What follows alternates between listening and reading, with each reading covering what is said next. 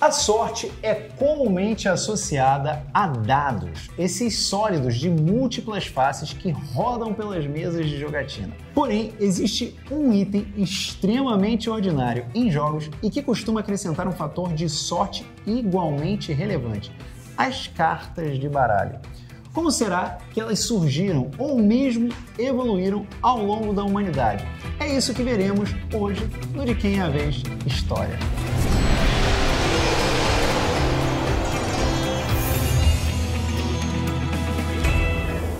Aproveita essas cartas que apareceram aqui na tela e aciona o sininho, se inscreve no canal e dê o seu gostei no vídeo. Diferente de outros itens que já apresentamos aqui no programa, cartas de baralho são frágeis e costumam não perdurar ao longo do tempo.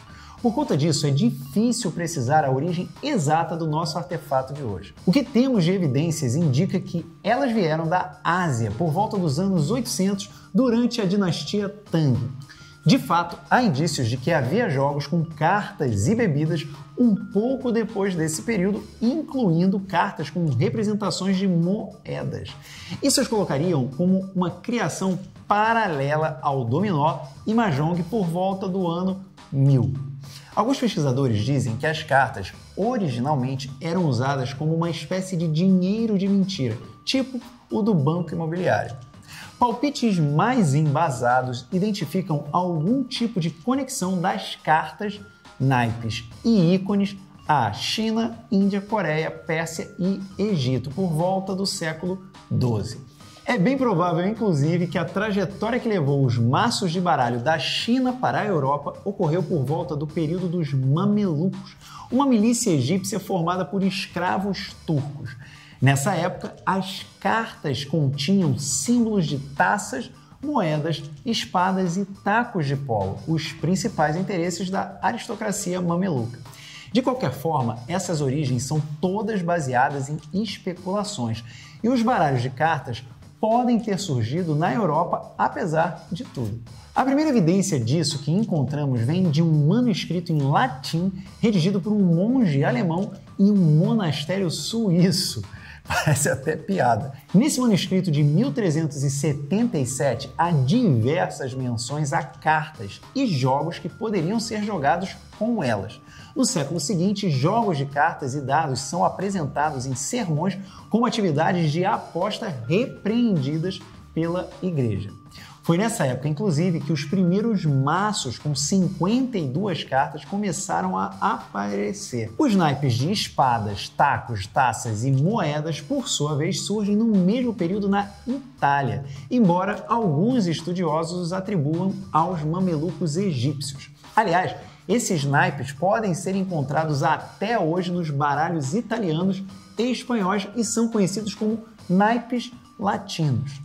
Na Itália do século XIV, também já tínhamos a presença das cartas de corte, com um rei, uma rainha e o que chamamos hoje de valete. Esse nome surgiu porque a nomenclatura original, nave, o fazia confundi-lo com o rei. Por outro lado, o baralho espanhol não continha uma rainha, em vez disso possuía um cavaleiro, além do rei e valete. Outra curiosidade é que o deck não possuía o 10, para entender. Originalmente, as cartas de baralho italianas eram um artigo de luxo que apenas membros da mais alta sociedade eram capazes de conseguir. Isso porque elas eram pintadas à mão, imagina o trabalho, o que tornava o processo bem custoso. Porém, à medida que o custo de produção diminuiu, seu uso passou a ser popularizado. Foi assim que elas começaram a migrar pela Europa, chegando à Alemanha. Lá, os nossos colegas saxões quiseram deixar sua marca nas cartas e substituíram os naipes italianos por novos desenhos. No caso, tínhamos as folhas, os corações, os sinos e os acorns, que eram uma espécie de nós. Esses naipes alemães foram escolhidos por refletirem mais a vida no campo. Nessa versão alemã, também tiraram a pobre coitada da rainha e colocaram um segundo valete para compor a corte. Além disso, o 2 passou a ser a carta mais alta, substituindo o As, que saiu fora, resultando num baralho com 48 cartas. Esses naipes alemães são usados ainda hoje em parte da Europa, mas creio que a principal contribuição do país para as nossas queridas cartas foi o método de impressão delas.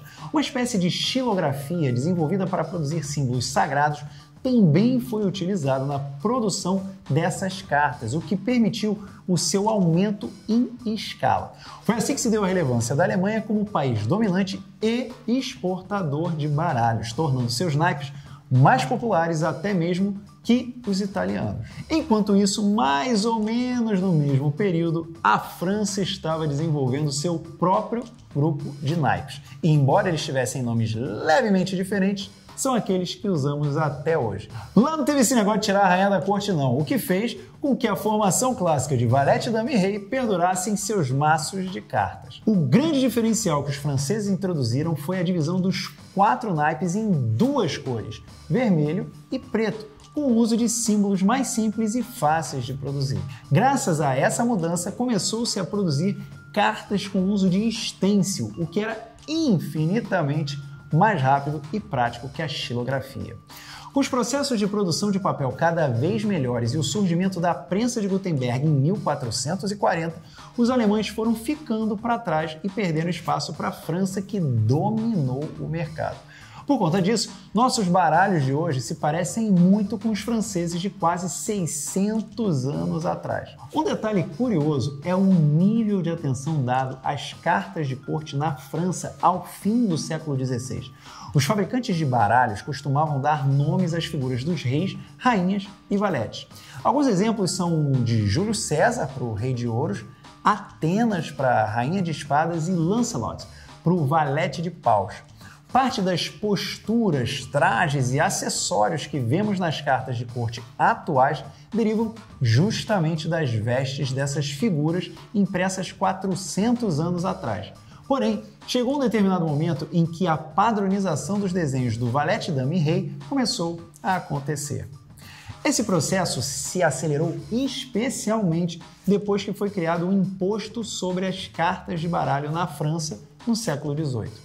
Ainda assim, esses impostos eram relativos às regiões de produção dentro da França. Ou seja, como havia 9 regiões, existiam 9 tipos diferentes de desenhos nas cartas. Foi apenas quando começou a haver uma migração das cartas de baralho para a Inglaterra que a padronização generalizada delas aconteceu.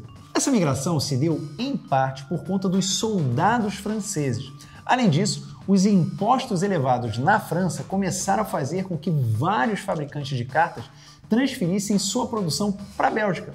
De lá, a exportação era feita para diversos países da Europa, incluindo a Inglaterra.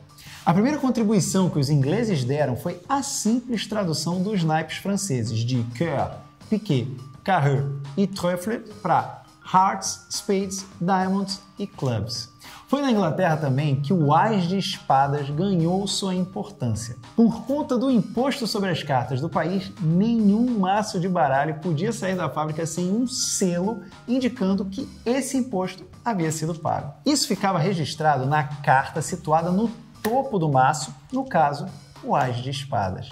Para evitar que houvesse sonegação de impostos, depois de 1828, o tal as de espadas passou a ter que ser comprado na comissão de selos do governo. Por isso, essa carta costumava ser mais elaborada que as demais, contendo o nome do fabricante e o quanto de imposto havia sido pago.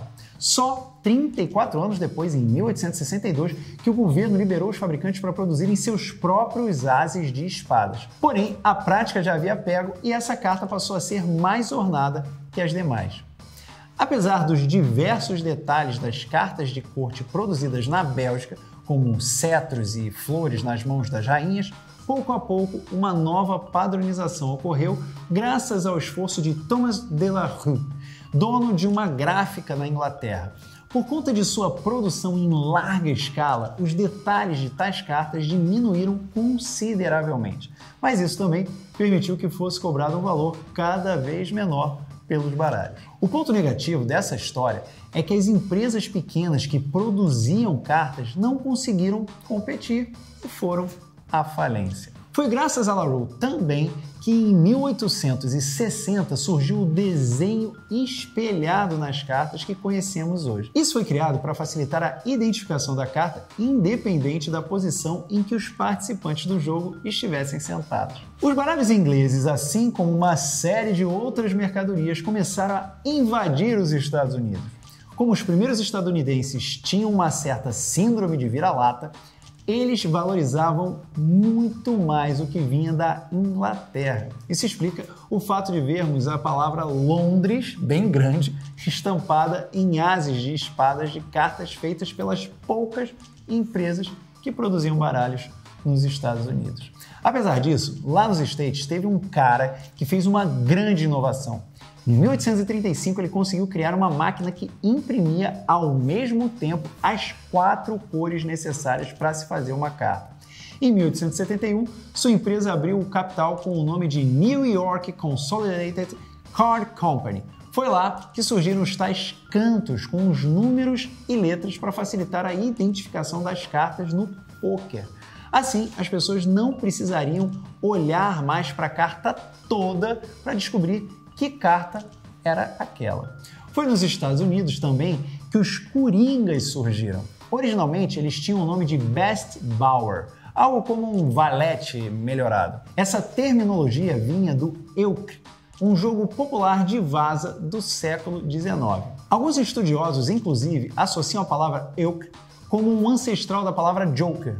Porém, o primeiro uso registrado do joker foi em um jogo de pôquer em 1875, com o intuito de servir como o que chamamos hoje de carta coringa ou wild card. Além dessas contribuições, os Estados Unidos não chegaram a ser responsáveis por nenhuma outra mudança significativa ou duradoura nas cartas de baralho. Se bem que teve uma empresa que se destacou e se tornou gigante na área, a United States Playing Card Company, ou USPCC, conhecida pelos seus maços de bicycle, por exemplo. O que eu achei mais incrível quando li sobre essa história das cartas de baralho que eu passei aqui para vocês é o quão semelhantes as cartas de hoje são em comparação com aquelas usadas há 600 anos lá no século XV. Além de toda a história desses artefatos que compõem diversos jogos de tabuleiro, existem detalhes técnicos sobre a produção delas que eu adoraria falar com mais calma. Mas eu vou deixar isso para um futuro de Quem a Vez Explica, porque já falei demais hoje. Depois, manda aí nos comentários qual é o jogo de baralho que você mais curte. Valeu, pessoal!